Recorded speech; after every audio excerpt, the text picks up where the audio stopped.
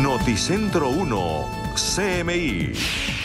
Llegan este mes 3.461.000 vacunas. Zozobra nacional por no inmunización. Ministro de Salud le pide a la ANDI precisar propuesta de compra empresarial de vacunas. Mintrabajo y Contraloría investigan a calificadoras de invalidez. Desaparecidos 8 jóvenes en Antioquia. Viajan desde el eje cafetero a Cartagena. Recapturan a gobernador de Antioquia. Caso Odebrecht solo se cerrará en 2024, anuncia fiscal general. En el país se roban una moto cada 20 minutos. Cifras alarmantes en el Día de la Vida Silvestre. Amplían en Bogotá plazos para pagar impuestos. Alerta máxima en Washington por anunciado ataque al Capitolio. España impone cuarentena obligatoria a viajeros colombianos. Con Claudia Palacios y Margarita Ortega. Buenas noches. Colombia contará antes de finalizar este mes con 3.461.000 vacunas contra el COVID que llegarán de manera escalonada al país. Las dosis serán aplicadas de forma preferencial entre los trabajadores de la salud y los mayores de 80 años. Sin embargo, no alcanzan para inmunizar ni al 10% de la población. El director del Departamento Administrativo de la Presidencia, Víctor Muñoz, confirmó la llegada de vacunas durante el mes de marzo a través de contratos bilaterales y el mecanismo COVAX. De Pfizer llegarán 600.000 vacunas, de la vacuna china de Sinovac llegarán 2.500.000 vacunas y del mecanismo COVAX llegarán 361.000 vacunas. Sin embargo, la preocupación entre los colombianos se mantiene, pues aún con estas dosis no se alcanza a vacunar ni el 10% de la población. Estas ya son las fechas máximas comprometidas. Esto nos permite a nosotros semanalmente seguimos trabajando para ver si ganamos un día o 2 días, porque entendemos que en la medida en que tengamos más las dosis más temprano, pues vamos a poder avanzar en la velocidad en el plan de vacunación. El ministro de Salud, Fernando Ruiz, anunció además que, aunque la velocidad de aplicación debe aumentar en los próximos días, el gobierno tiene previsto vacunar 1 millón de colombianos de la primera fase, es decir, trabajadores de la salud y mayores de 80 años. La expectativa es llegar a cubrir lo que es primera línea de personal médico, de trabajadores de la salud, sus apoyos, los estudiantes, los residentes que estén trabajando en todas las áreas COVID y también tener cubierto un número muy importante, una población muy importante de los mayores de 80 años con un operativo ya incrementado. El ministro de Salud dijo finalmente que de las 100.000 vacunas de Pfizer que llegaron hoy al país, se apartaron 50.000 para la segunda dosis de los primeros vacunados. Continuamos con el ministro de Salud porque justamente le pidió a la ANDI que precise en qué consiste el plan del sector privado para importar vacunas contra el COVID-19 para inmunizar a los trabajadores de las empresas. Así respondió el ministro de Salud al anuncio hecho esta semana por la ANDI sobre la intención de compra de vacunas por parte del sector privado. Porque es que es muy fácil salir a los medios a decir que no, que venga, y los medios compran eso. Pero ¿cuál es la viabilidad de eso? ¿Dónde están las ofertas? ¿Dónde están específicamente las compras? ¿Cómo es el plan de adquisición? ¿Cuál es la red de vacunación con la cual estas iniciativas privadas van a vacunar? De otro lado, se conoció que en las prioridades está inmunizar a 1 millón de trabajadores de la salud, 1.200.000 mayores de 80 años, para un total de 4.400.000 dosis requeridas, de las cuales tan solo se han aplicado algo más de 191.000, es decir, el 4%. Por falta de etiquetas en los frascos, Bogotá no podrá aplicar 372 vacunas de Pfizer. El secretario de Salud, Alejandro Gómez, confirmó que no se podrán usar porque ya se rompió la cadena de frío. Bogotá recibió estas vacunas la semana pasada, pero solo se percataron de la inconsistencia en el momento de la distribución. El Ministerio de Salud ya tiene conocimiento de la situación.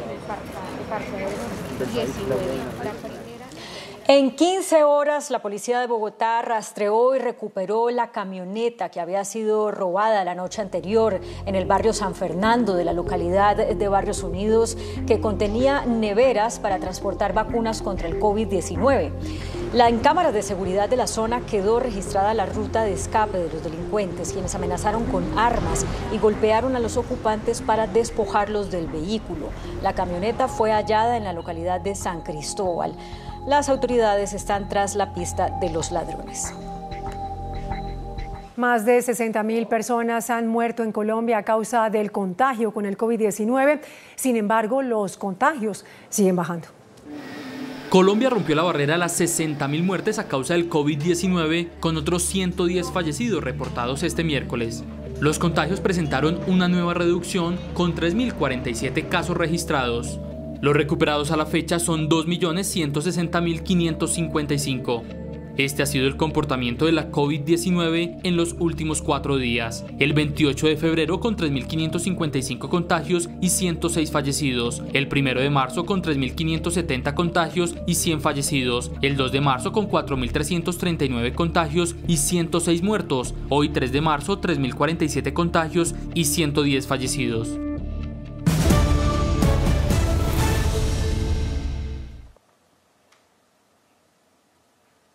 El Ministerio de Trabajo y la Contraloría iniciaron una auditoría detallada a la gestión de las juntas de calificación de invalidez, que aunque tienen carácter privado, manejan dineros públicos del sistema de salud.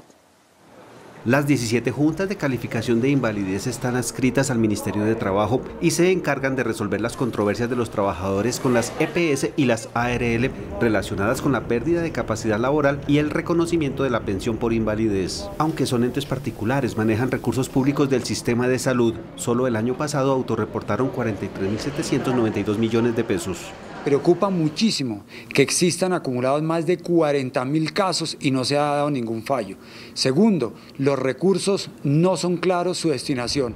Por eso la Contraloría General y el Ministerio de Trabajo iniciaron una revisión detallada sobre la gestión de las juntas de calificación de invalidez. En otras noticias, las autoridades buscan a 8 jóvenes que permanecen desaparecidos en Antioquia tras haber salido la semana pasada desde el eje cafetero con la intención de conocer el mar en Cartagena. 6 jóvenes pertenecientes a los municipios de Anserma y Risaralda en Caldas y 2 de Pereira se encuentran desaparecidos después de que el jueves 26 de febrero salieran con rumbo a Cartagena con el objetivo de conocer el mar, en una aventura que realizaban sin dinero, como lo cuentan sus familiares. Se destapó en un llanto, llorando, diciéndome que me amaba mucho, pidiéndome la bendición y que se iba a demorar mucho tiempo en volver, muchos meses. Es que viajaban en mulas porque los choferes los legalizaban y tuvimos conexión con ellos hasta el sábado. Las autoridades realizan la búsqueda tratando de dar con el paradero de estas 8 personas que se presume se encuentran en Valdivia, en el norte de Antioquia. Ya articulamos con Gaula, venimos haciendo una trazabilidad por parte de los celulares de ellos. Autoridades de Valdivia dicen que están colaborando con la investigación para determinar si los jóvenes se encuentran allí o qué pasó con ellos. El presidente Iván Duque designó a Luis Fernando Suárez como gobernador encargado de Antioquia tras la recaptura de Aníbal Gaviria, quien tendrá que enfrentar un juicio por presuntas irregularidades en contratación. Gaviria fue capturado hoy en su domicilio pese a que el Tribunal de Medellín había ordenado su libertad en octubre. No obstante, la Fiscalía insiste en que el gobernador debe permanecer detenido, por lo que fue recapturado.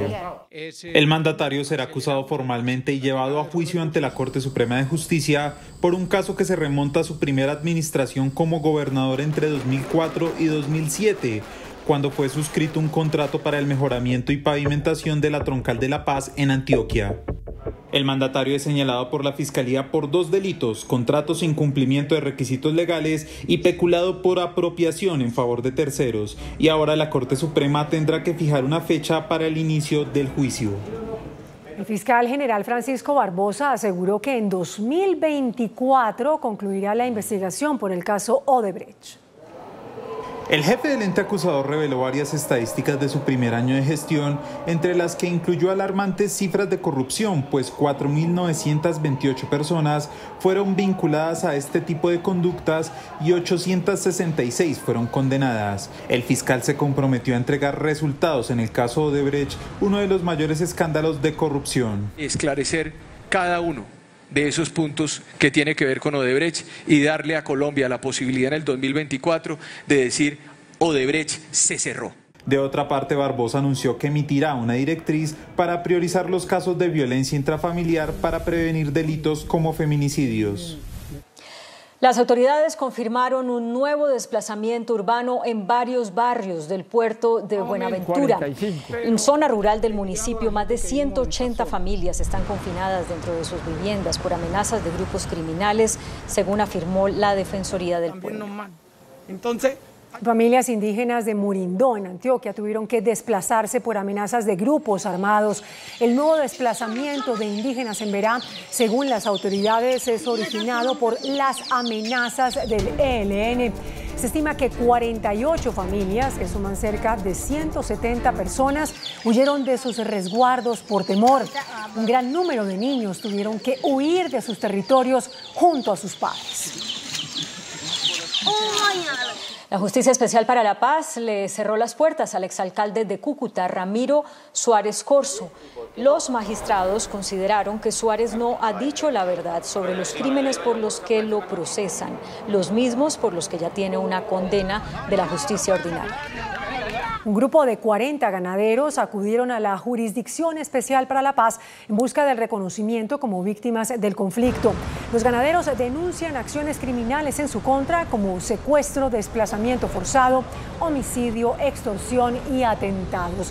La solicitud busca que estos delitos sean enmarcados como una violación a los derechos humanos. Y por varias horas estuvo cerrada la vía que conduce de Bogotá a Mesitas del Colegio por un deslizamiento de tierra. La emergencia ocurrió en el kilómetro 10, cuando toneladas de tierra y una piedra de gran tamaño cayeron sobre un vehículo particular. El conductor quedó atrapado, pero fue liberado por los organismos de emergencia y trasladado a un hospital en Soacha. La vía ya está habilitada. El hurto de motos está disparado en Colombia. Cada 20 minutos es robada una motocicleta en el país. Disparado está el robo de motos en el país. Según cifras de la policía, entre enero y febrero de este año fueron robadas 4.423 motocicletas. Esto significa que en promedio cada día se presentan 75 robos, es decir, 3 motos robadas por hora, una cada 20 minutos. En un sitio como muy oscuro, me interceptan dos tipos en una moto, pues me encañonan con una pistola y me bajan de la moto y me tocó entregarla. En Bogotá incrementó este delito 11%, pues en 2 meses se han robado 354 frente a 319 del año pasado. En ocasiones, luego de ser robadas las motocicletas, algunas son desguazadas y vendidas por partes. Otras se convierten en blanco de extorsión. Sus propietarios son obligados a pagar altas sumas de dinero para que se las devuelvan. En los primeros 2 meses del año pasado fueron 5.803 motocicletas robadas. Hoy se conmemora en el mundo el Día de la Vida Silvestre. Con motivo de esta fecha, las autoridades revelaron que solo en Bogotá y Cundinamarca han sido rescatadas 160 especímenes en lo que va del año. Cada 3 de marzo se conmemora en el mundo el Día de la Vida Silvestre. En pleno 2021 y a pesar de las campañas para no fomentar la tenencia de diferentes especies, se confirma por parte de la Corporación Autónoma Regional que en promedio 3 animales son rescatados por día en Cundinamarca. Hemos procedido al rescate de 164 animales, entre mamíferos, aves y reptiles. Estos animales por lo general llegan con un alto grado de afectación por las secuelas que les deja vivir fuera de su entorno natural. En este contexto, la corporación hace un llamado a toda la comunidad para que entre todos protejamos nuestros recursos naturales. Noticentro 1 CMI evidenció que en diferentes zonas de Bogotá se siguen comercializando animales vivos, algunos en condiciones inhumanas. En 5 meses se sancionaría por parte de la alcaldesa de Bogotá un decreto que prohíbe la comercialización de animales en plazas de mercado. En las próximas horas, la alcaldesa de Bogotá, Claudia López, anunciará la ampliación del plazo para el pago de los impuestos en la capital de la República, tanto del predial como del vehicular. Ante la difícil situación financiera que atraviesan los bogotanos por cuenta de la pandemia, la Alcaldía de Bogotá ampliará las fechas para el pago de impuestos. El respiro consiste en correr 2 meses todo el calendario tributario, como lo estaban clamando desde varios sectores económicos. Necesitamos más tiempo, necesitamos un espacio mayor, que se pase la totalidad de los impuestos para el segundo semestre. El plazo para pagar el impuesto predial con el 10% de descuento que se vencía en abril ahora se correrá para el mes de junio. Lo mismo pasará con el impuesto de vehículos, cuya fecha por pronto pago se correrá para el mes de julio. Todas las fechas, incluidas las del ICA, se aplazarán. Mañana la alcaldesa Claudia López explicará en detalle cómo quedará el cronograma para el pago de impuestos. El Centro de Estudios Económicos FEDesarrollo propuso adelantar reformas en los campos laboral, pensional y tributario. La propuesta incluye expandir el cobro del IVA y un nuevo seguro de desempleo. Entre las propuestas económicas de FEDesarrollo están reforma tributaria, crear una tarifa del 8% del IVA para bienes y servicios que hoy están exentos, eliminar el impuesto local del ICA y fortalecer la renta, establecer un impuesto al carbono de 30 euros y gravar las plataformas digitales. Reforma laboral. Se plantea un seguro de desempleo de 412.000 pesos pagadero por 6 meses, reducir en 14% los aportes de las empresas a la seguridad social y eximir de aportes a salud a trabajadores que devengan el salario mínimo. Reforma pensional. FEDesarrollo plantea un subsidio de 412.000 pesos mensuales a mayores de 65 años que no tengan pensión. Empresas y trabajadores podrán acordar aportes pensionales y la empresa aportaría por lo menos lo mismo que el trabajador. La Superintendencia de Industria y Comercio impuso millonarias multas a varias mineras por cartelización. Varios de los sancionados que operan en los llanos orientales tendrán que pagar 2.000 millones de pesos en total. Son 11 agentes y 9 personas naturales quienes fijaron precios en un acuerdo de repartición equitativa para mantener el monopolio del mercado. Una buena nota. Ecopetrol encontró hidrocarburos en una evaluación inicial del pozo Boranda en Santander. Y sociales. De acuerdo con la compañía, en el balance preliminar se encontró un acumulado de 667 barriles de crudo pesado, el cual pasará a pruebas extensas para determinar su comercialidad. El pozo, que se ubica en cercanías a la refinería de Barranca Bermeja, es operado por Ecopetrol y Parex. El índice de capitalización de la bolsa, que mide el comportamiento de las 20 principales acciones, cerró a la baja. El índice de capitalización de la Bolsa de Valores de Colombia bajó 0,21% a 1.347 puntos. La acción de Enca fue la que más subió, con una valorización del 10% a 14 pesos con 30 centavos. La acción de Terpel fue la que más bajó, con una pérdida del 3% a 7.750 pesos. La acción más negociada de la jornada fue la de Preferencial Grupo Aval, al movilizar más de 43.000 millones de pesos. El dólar cerró al alza. Indicadores económicos en Noticentro 1 CMI. La tasa representativa del mercado que regirá para mañana jueves será de 3.676 pesos con 94 centavos. Los profesionales del cambio compran la divisa en promedio en 3.330 pesos y la venden en 3.370 pesos. Un euro cuesta 4.441 pesos. La libra de café en Nueva York se cotizó a $1.31. El azúcar se transó en 16,12 centavos de dólar la libra. El barril de petróleo WTI se cotizó en $61 con 25 centavos. La referencia Brent para Colombia se cotizó en $64 con 6 centavos. Una acción de Ecopetrol cuesta 2.255 pesos.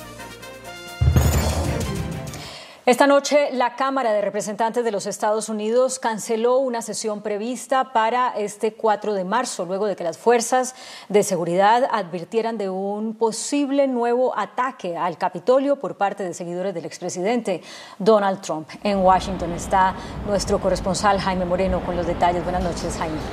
Hola, ¿qué tal? Muy buenas noches. La Cámara de Representantes de Estados Unidos decidió cancelar la sesión que tenía prevista para el día de mañana ante la información de los organismos de inteligencia que sugiere que seguidores de la teoría de la conspiración de QAnon estarían planeando un nuevo asalto al Capitolio. Esta teoría de la conspiración, que la creen muchos de los seguidores del expresidente Donald Trump, plantea que el exmandatario estadounidense se va a posesionar mañana para un segundo mandato. El encargado de la seguridad en el Capitolio le informó a los miembros del Congreso que la seguridad había sido incrementada como precaución de una potencial actividad extremista de conspiradores quienes vienen promoviendo que el expresidente Donald Trump retomará el poder este 4 de marzo para un segundo mandato, fecha en la que se posesionaban los presidentes de Estados Unidos hasta antes de 1933. De acuerdo con el comunicado oficial emitido por la policía del Capitolio, se ha obtenido información de inteligencia que demuestra una posible conspiración para irrumpir en el Capitolio por parte de un grupo miliciano identificado para este 4 de marzo. Desde el pasado 6 de enero, cuando grupos extremistas seguidores del expresidente Donald Trump se tomaron el Capitolio, las medidas adicionales de seguridad de ese momento se han mantenido y ahora reforzado ante la nueva amenaza que proviene por parte de QAnon, un grupo extremista que promueve teorías de la conspiración en redes sociales y asegura que mañana volverá Donald Trump al poder. Las autoridades desconocen cuántos son los integrantes de QAnon y el número de personas que llegarían a la ciudad supuestamente para la posesión de Donald Trump. Oficiales de inteligencia consideran que la teoría de la conspiración de QAnon que plantea el asalto al Capitolio otra vez es más aspiracional que operacional. Sin embargo, la policía del Capitolio no quiere tomar riesgos y por esta razón se han doblado todas las medidas de seguridad. Desde Washington para Noticentro 1 CMI La Noticia, Jaime Moreno, muy buenas noches. Jaime, buenas noches. En Washington y en Europa, en España, más puntualmente, pues se impuso una cuarentena obligatoria para todos los viajeros procedentes de Colombia, Perú y 8 países africanos. La medida entra en vigor el 8 de marzo por un periodo de 14 días. También se prorrogó el aislamiento para los pasajeros procedentes de Brasil y Sudáfrica con el objetivo de evitar la propagación de las nuevas variantes del coronavirus. Los niños y niñas de América Latina y el Caribe son los más afectados por el cierre mundial de los colegios. Así lo concluye un informe nuevo de UNICEF que asegura que 3 de cada 5 estudiantes que no pudieron volver a las aulas por cuenta del COVID están en esta región. Con 168 pupitres vacíos frente a la sede de la ONU en Nueva York, la UNICEF hizo un fuerte llamado para reabrir los colegios cuando los centros educativos de más de 168 millones de niños del mundo llevan cerrados casi un año debido a los confinamientos impuestos por el coronavirus. La situación es especialmente preocupante en Latinoamérica, donde viven 3 de cada 5 alumnos que han perdido todo un año escolar. Y en promedio, las escuelas de la región han estado completamente cerradas durante 158 días. La UNICEF aseguró que no se deben escatimar esfuerzos para reabrir las escuelas, alertando del profundo impacto de mantener a los estudiantes fuera de las aulas. En Estados Unidos, Texas y Mississippi eliminaron la exigencia de uso de tapabocas para protegerse del COVID-19 y también permitirán que los negocios operen al tope de su capacidad pese a las advertencias de las autoridades médicas estadounidenses. El presidente Joe Biden cuestionó con fuerza la decisión y calificó de pensamiento neandertal la decisión de relajar el uso de la mascarilla, especialmente porque esta reapertura al 100% se produce justo antes de las vacaciones de primavera. El Papa Francisco afirmó que mantiene su visita a Irak, que comienza en 2 días, pese a la crítica situación de seguridad en esa nación islámica. Ni el nuevo ataque con cohetes contra una base militar que alberga tropas estadounidenses detiene las intenciones del Papa Francisco, que está por convertirse en el primer pontífice en pisar Irak. Il popolo iracheno ci aspetta. Aspettava San Giovanni Paolo II, al quale è stato vietato di andare. Non si può deludere un popolo per la seconda volta. Preghiamo perché questo viaggio si possa fare bene. El Papa retoma su agenda con el que podría ser el viaje más complicado de todo su pontificado y después de que Midhal Escobar, embajador del Vaticano en Irak y encargado de preparar la visita del líder católico, dio positivo para coronavirus. La Corte Penal Internacional anunció la apertura de una investigación formal por presuntos crímenes de guerra en los territorios palestinos. El tribunal determinó que existen bases razonables para abrir pesquisas sobre el comportamiento de las Fuerzas Armadas israelíes durante la Guerra de Gaza en 2014, así como del movimiento Hamas que aún gobierna la zona.